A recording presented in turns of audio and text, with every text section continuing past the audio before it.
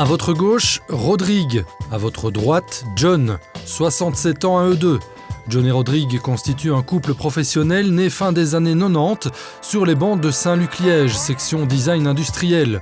Ensemble, ils ont créé le studio Two Designers.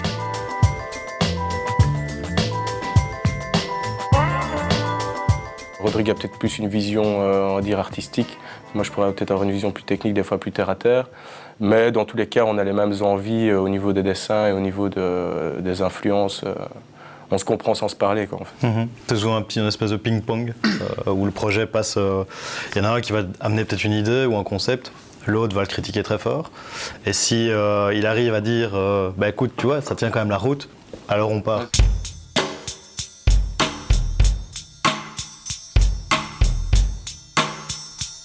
Démonstration de cette manière de travailler avec ce projet de coiffeuse que John présente à son complice.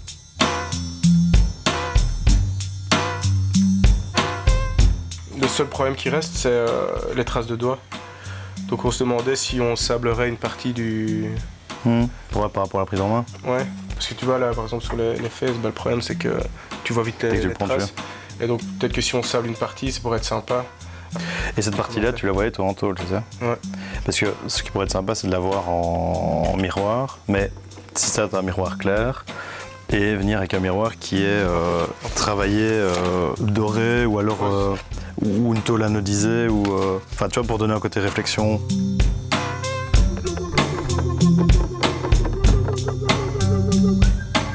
C'est intéressant de pouvoir justement arriver en étant neutre. C'est plus facile de critiquer que quand on l'a dessiné. C'est d'arriver à dire tiens, je suis un peu naïf, et pourquoi ça? Et pourquoi est-ce que les filles vont vraiment l'utiliser comme ça? Et du coup... Oui, voilà. Je te dis oui. Et donc eux ont fait la recherche, et parfois il y a des choses qu'ils n'ont peut-être pas vues, qui permet d'améliorer. Ouais, c'est ça. Là je fais le boss. C'est bien, tu peux encore travailler. C'est bon, merci Pacho.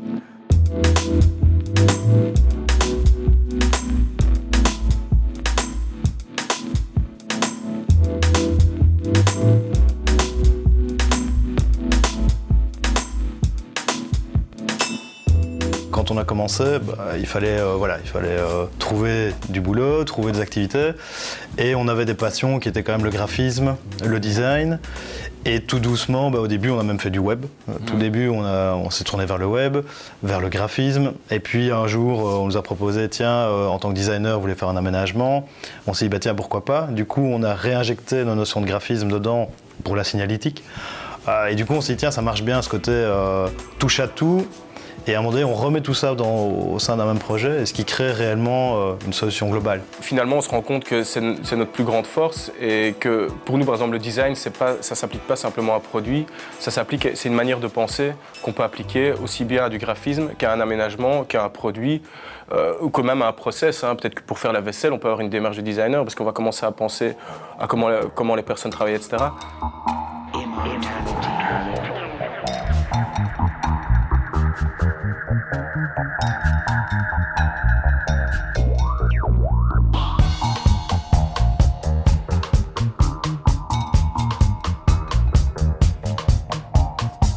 Ici, on se trouve au Nest, donc à Mont-Saint-Guibert. C'est un espace qu'on a créé en collaboration avec Olivier Verbeek. Donc l'objectif ici, c'est de créer un espace qui favorise la créativité. C'est inspiré de l'univers Google ? Oui, bien sûr, tout ça, ça inspire. Il faut de la lumière, il faut du mouvement, il faut créer du changement, il faut des zones de relaxation, des zones de concentration.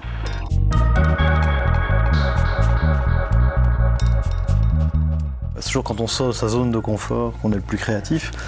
C'est plus facile de dire, tiens, en 2 bureaux alignés, il faut 90 cm parce que c'est un passage classique. Si on décide que maintenant on travaille assis au sol avec un coussin pour travailler, il faut trouver une nouvelle ergonomie à ça et être certain que même si c'est au sol, ça fonctionne. Or ça, je pense qu'il n'y a aucun bouquin qui va dire pour un bon travail au sol avec un ordinateur, là les dimensions, on ne travaille pas au sol dans les classiques. Or, on peut travailler sur le sol.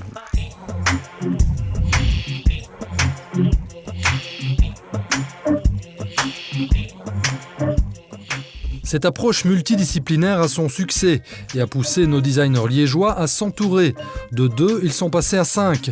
Et cet élargissement se nourrit de compétences complémentaires.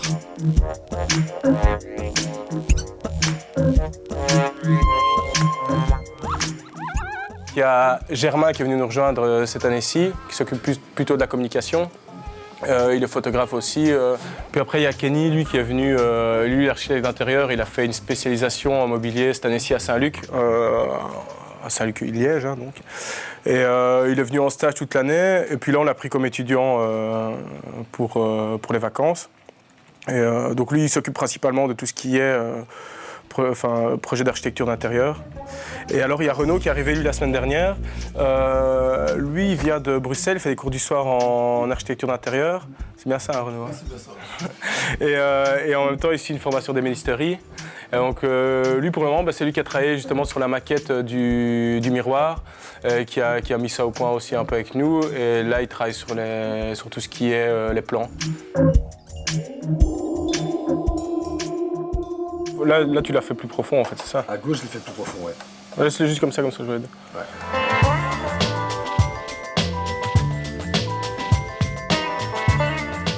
Rodrigue et John se définissent comme des générateurs d'idées qui veulent s'amuser en travaillant.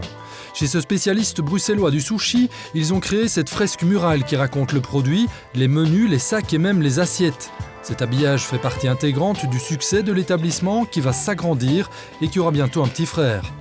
Typiquement le genre de démarche que les deux designers apprécient, eux qui aiment avant tout s'investir dans des challenges créatifs, sans réelle limite de champ d'application et très loin de toute vision élitiste du métier de designer.